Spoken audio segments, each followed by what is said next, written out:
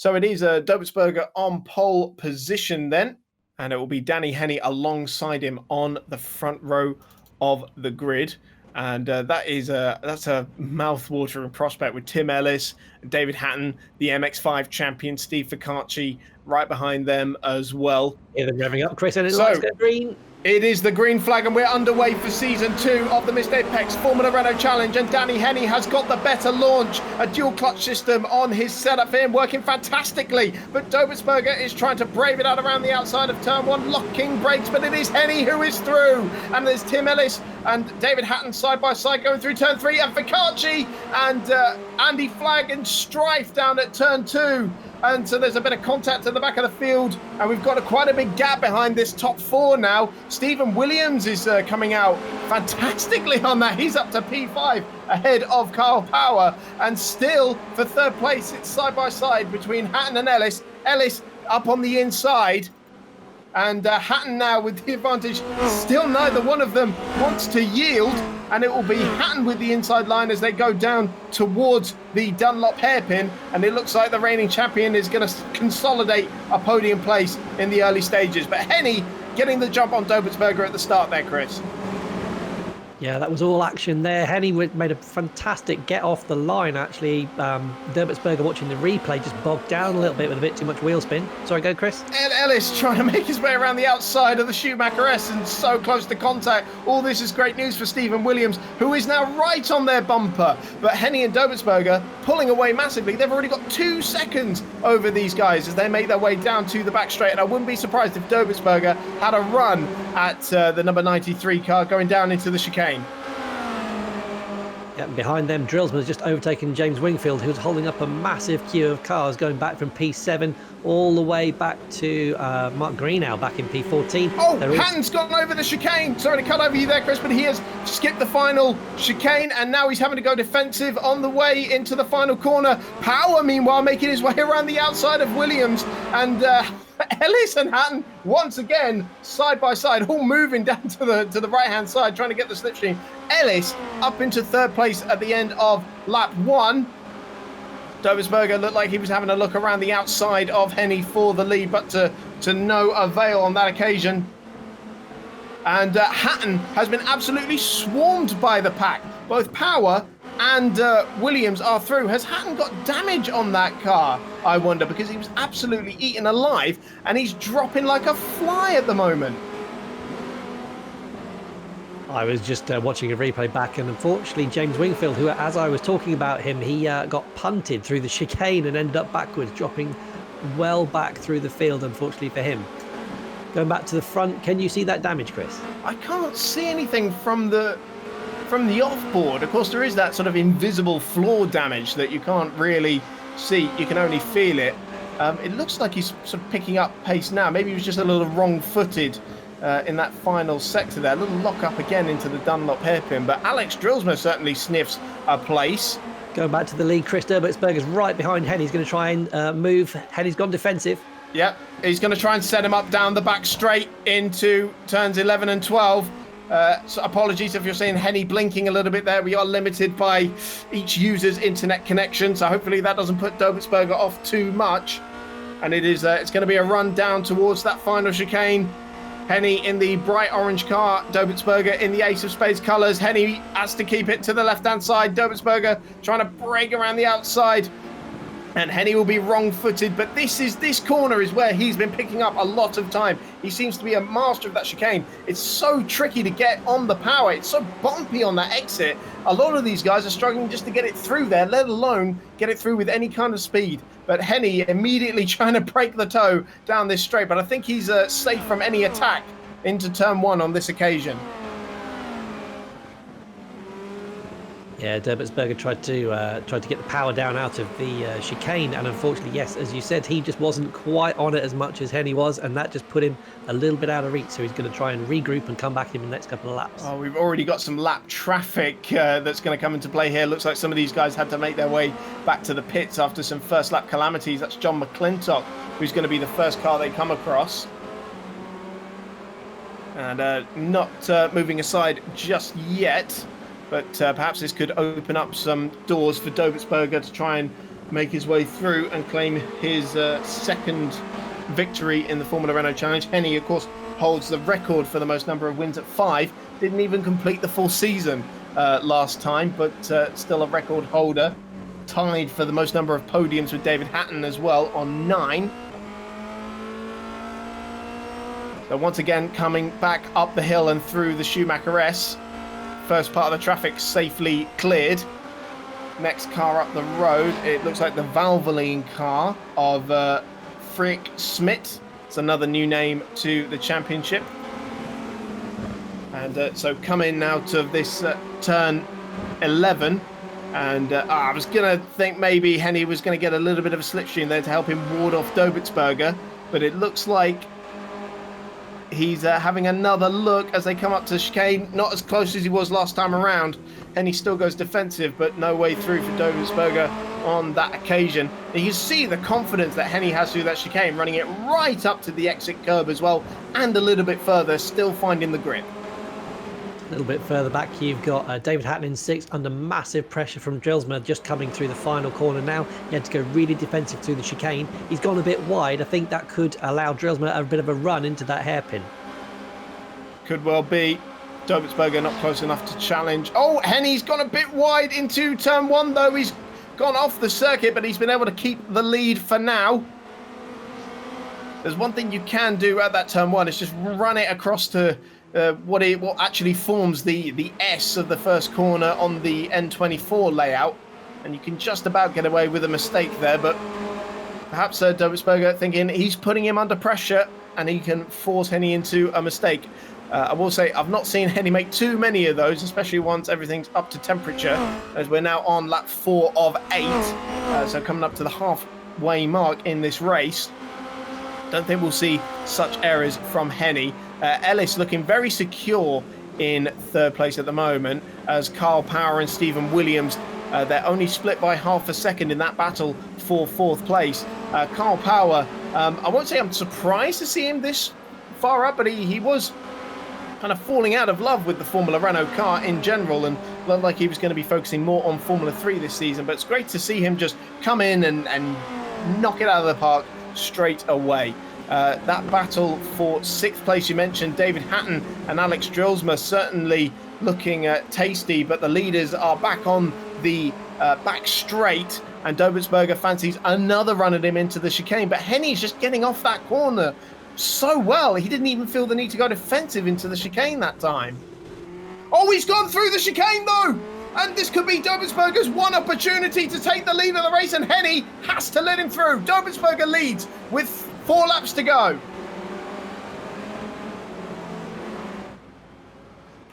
Crucial mistake there by Danny Henny, and Dobitzberger takes to the front, and I wonder what has Henny got up his sleeve to try and reclaim this lead. 0.6 of a second was the gap as they came over the line, and it is on for the lead now.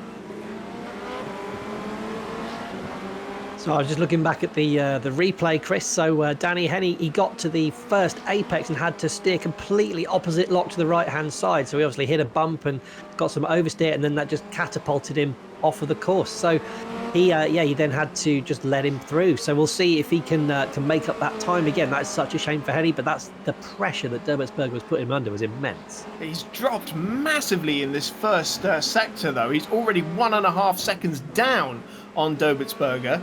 And if he's not careful, he could fall into the clutches of Tim Ellis.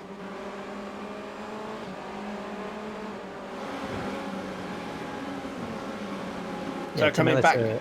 Sorry, I was going to say Tim Ellis was a real front runner last year, and he's certainly no slouch. So he is, as you say, closing in. He's only 1.5 seconds behind Henny now.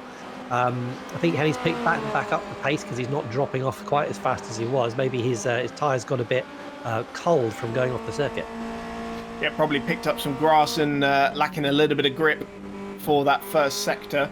And of course, that's one of the things that iRacing does so well, is the feel of errors, even down to how the brake temperature affects the tyre temperature as well. Don't see many sims out there doing that. And you're absolutely right about Ellis.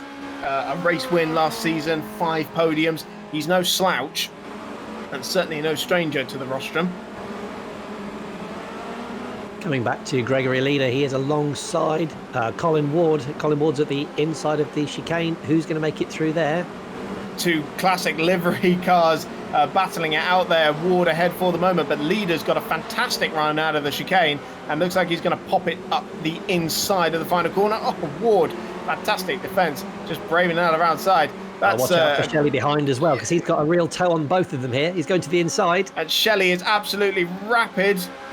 We've seen him in contention for some podiums, and they look like they're going to make it 3 wide on the way into turn 1. That's brave. Shelley thinks better of it. And Leader trying to sneak down the inside. Ward goes out wide, but it looks like he's held on to that 8th place spot for now.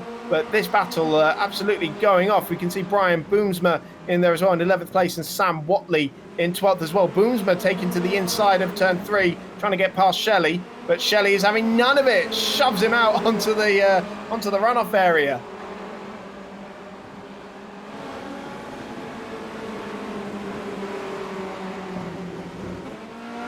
This is the sort of really close battle that we absolutely relish in this championship. They're at it again, coming down to the hairpin. You've got Leader right tucked up behind Ward. Is he going to make a move here? Is he going to? Yeah, he's going to set him up through the fast left right, and then all into about the run up the hill. Absolutely, get a really good slipstream up there. As I said though, he's got to watch out for Shelley, who's actually a bit closer this time, so he might have to defend. My goodness! Sorry to come over you there, but Stephen Williams has had a massive incident up at the top of the hill. And David Hatton was just closing in on him. I wonder if you can use the new replay system there to see what on earth happened there, Chris. I'll certainly take a look. Give me a minute. So all that means David Hatton is now up into 5th place. Drillsman now 6th. What a shame for Stephen Williams. He was running in such a competitive position in his first race in this championship. And I did notice that Hatton was closing in on that Prima coloured car. And so perhaps there was a little bit of contact between the pair of them. No, Chris, it wasn't contact between them. It was between him and a back marker. They were just chasing them up their hill, and he feigned one way, went the other. Unfortunately, the back marker, desperately trying to move to the inside to get out of the way, just collected him. That is such a shame. Real shame for Stephen Williams. Meanwhile, that battle for what is now 7th place is still kicking off. Boomsma has made his way to the front of it, but Leader is coming right back at him, and Ward throws one up the inside of the first corner, but it's Leader who comes out in front, and it looks like that's Sam Watley getting out of the way by spinning. Very considerate of him. John McClintock, excuse me. Sam Watley is in this battle in 11th place there. They're also now joined by Mark Greenhow in the McLaren colours, orange and blue. So this is a fantastic train of cars. Watley now making a move, trying to get his way into that top 10, but thinks better of it as they break down into turn 5. Back up at the front, Henny is closing back in. He is only 2/3 of a second, so 0.6 behind Derbertsberger at the front. I was just going to say, he's taken a chunk out of him. Yeah. He has, but he's only got one more lap after this one to make a move. So is it close enough?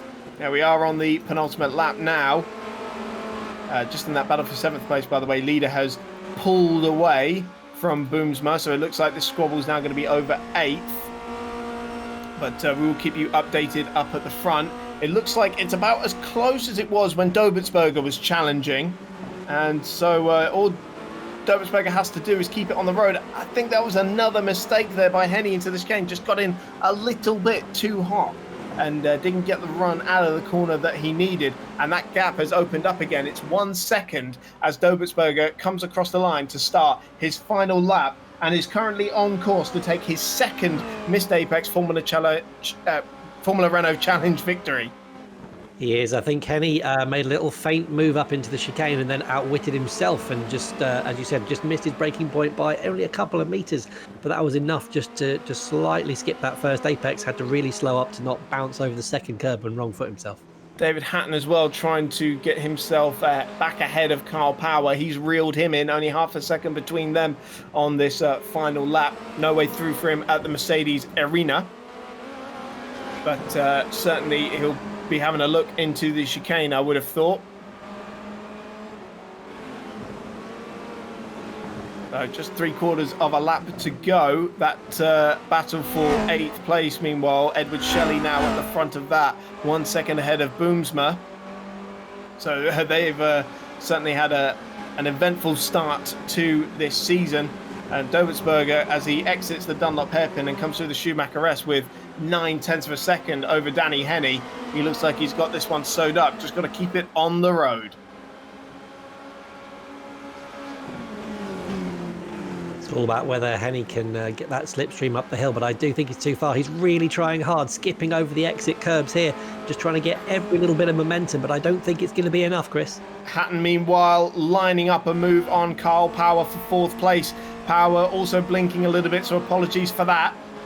And he's going to have a run at him down into the chicane. He's going to have to go the long way around as Dobertsberger exits the chicane. David Hatton is coming up to it, and he has outbraked Power around the outside into fourth place. So a little bit of damage limitation there for Hatton after an early incident. But here comes Alexander Dobertsberger to win his second Formula Renault Challenge race with Missed Apex, and has kicked off his championship in the best possible way. Danny Henny second with Tim Ellis third, and David Hatton did beat Carl Power to the line by 0.2 of a second. That's fourth place for the reigning champion. Alex Drilsma, a sixth place finish for him, and Gregory Leader in seventh. Edward Shelley comes across the line now to win what has been a very hard fought eighth place.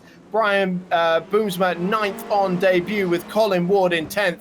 Sam Watley and Mark Greenhalgh is your top 12. Matt Trumpets did get up there in the end. He was 13th and just caught the end of that battle. Another couple of laps and maybe he'd have made up some more places. Stephen Williams, after a very impressive debut performance, running up in 5th place. That incident has limited him. He was 14th across the line. Barry kept 15th. Richard Spanners ready in 16th. And we'll see if there's anybody else that we want to see across the line. I think that's about it. Adrian Clark, good debut for him in 17th place. But Chris, that was a very exciting opener. What a way to kick off the season. It was. I think we should see if we could speak to the man himself, Danny Henny, who threw it away or nearly got it back. So let me see if I can drag him into our little chat room here. Danny, you're on the air. What happened, mate? Oh, I've had a shocker, to be honest. So in the moment I joined practice, I'm not too sure what's really gone on with the setup, but the car's just full of understeer. The setup hasn't changed from when we practiced, but I just cannot get through any corners. And then to be fair, I was kind of backing Alex up, thinking, yeah, I know where he's quick, I know where he's slower. And I just braked a bit too late, and the rear went, and I had to correct it, and it took me over the grass. I'm even more annoyed because on the second to last lap, I'd lined him up lovely, and I nearly did it again and hopped over it, but got away with it. But really enjoyed it. Really well done to Alex. I mean, he drove fantastic. Oh, it was a fantastic battle between you two. We really enjoyed watching it. You got a much better start, and actually, what's your secret to getting a good start in these cars? Double clutches, well worth the £1,600.